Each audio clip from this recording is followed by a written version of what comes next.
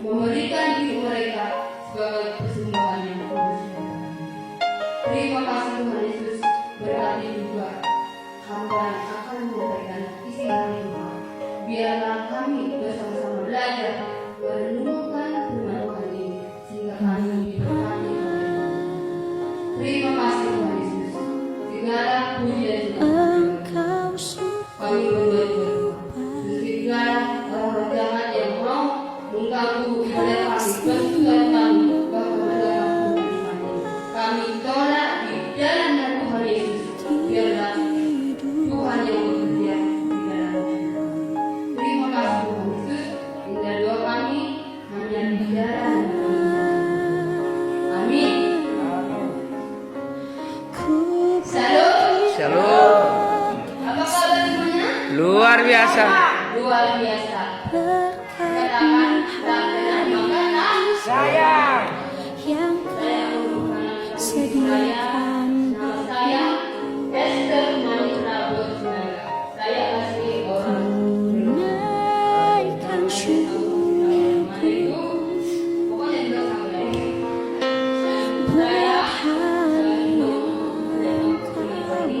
saya mau bersaksi.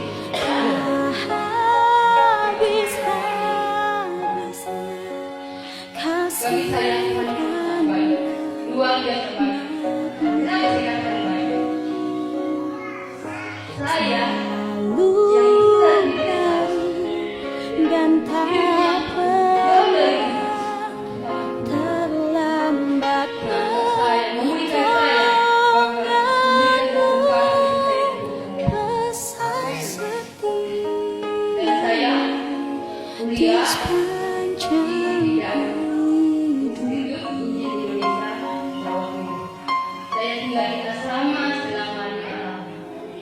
saya dihitung di asrama itu tidak boleh bertas, tidak boleh bilang HP, tidak boleh bawa berita apapun itu yang terserah. Tetapi di asrama itu bagaimana kita melindungi para bekas ini juga buat hari yang kau pilih. Tak habis-habisnya kasih dan rahmat-Mu, selalu baru dan tak pernah terlambat pertolonganmu, besar setia di sepanjang hidup, Haleluya. besar gimana saya merantau pasti besar setia,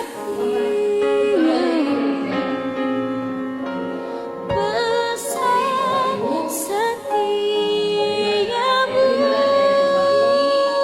setiamu di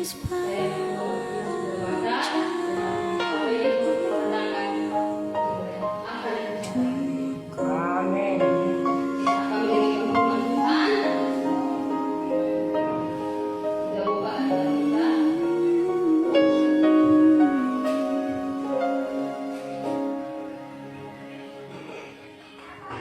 Kita buka Alkitab kita dari Perjanjian Baru, Lukas pasal 15 ayat 17 sampai 20.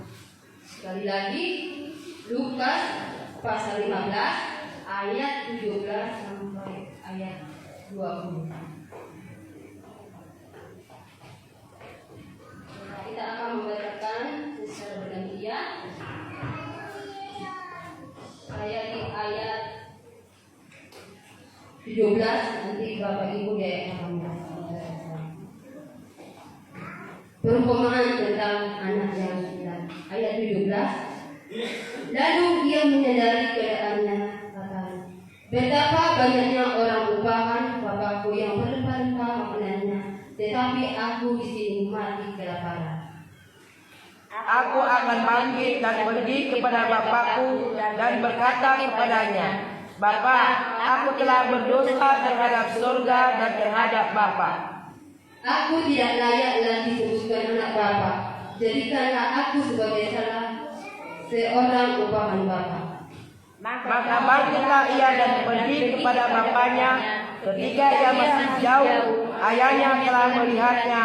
Lalu tergeraklah hatinya oleh belas kasihan ayahnya itu, berlari mendapatkan dia, lalu merangkul dan mencium dia. Iya, sekali dibacakan ayat 20. Maka bangkitlah ia dan pergi kepada bapaknya.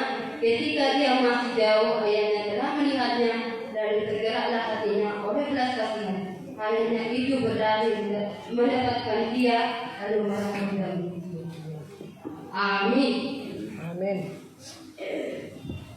Tema yang saya berikan bagi kita dari firman Tuhan ini adalah iman yang menyelamatkan. Sekali lagi, iman yang menyelamatkan. Di sini Bapak Ibu, ya, bagaimana seorang ayah kehilangan anaknya. Ya.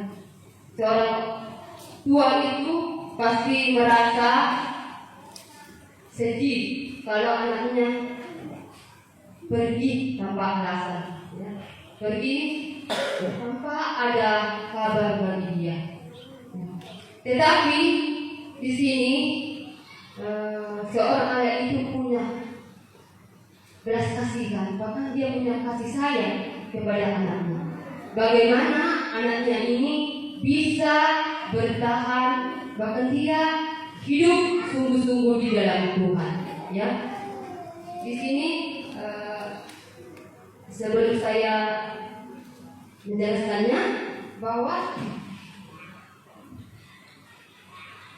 iman adalah kepercayaan yang didasarkan oleh janji Tuhan. Ya.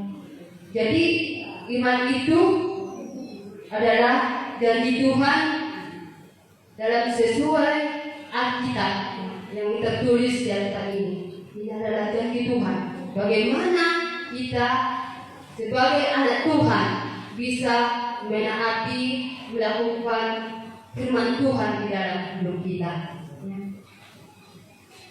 Sebagai kita yang sudah diselamatkan oleh Tuhan, iman kita sudah diberikan oleh Tuhan, kita juga harus sungguh-sungguh hidup di dalam Tuhan.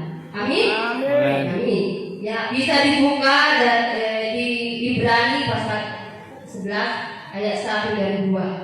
Nah, seorang jemaat Tuhan membacakan Ibrani pasal 11 ayat 1 dan 2. Begini isi firman Tuhan yang terdapat dari Ibrani 11 ayat 1 sampai 2. Temanya saksi-saksi iman. Iman adalah dasar dari segala sesuatu yang kita harapkan dan bukti dari segala sesuatu yang tidak kita lihat. Sebab oleh imanlah telah diberikan kesaksian kepada nenek moyang kita. Amin. Ya, jadi di sana itu ada saksinya, ya kan? Bahwa iman itu dikatakan adalah bahwa kita harus benar-benar percaya kepada Tuhan, benar-benar hidup sungguh-sungguh di dalam Tuhan. Ya, jadi iman itu tidak hanya sekedar percaya, namun kita juga harus melakukan apa yang Tuhan mau di dalam hidup kita. Di ayat 17, lalu dia menyadari keadaannya, katanya, betapa banyaknya orang upahan bangku yang berlimpah-limpah makanannya, tetapi aku di sini masih kelaparan. Bagaimana kehidupan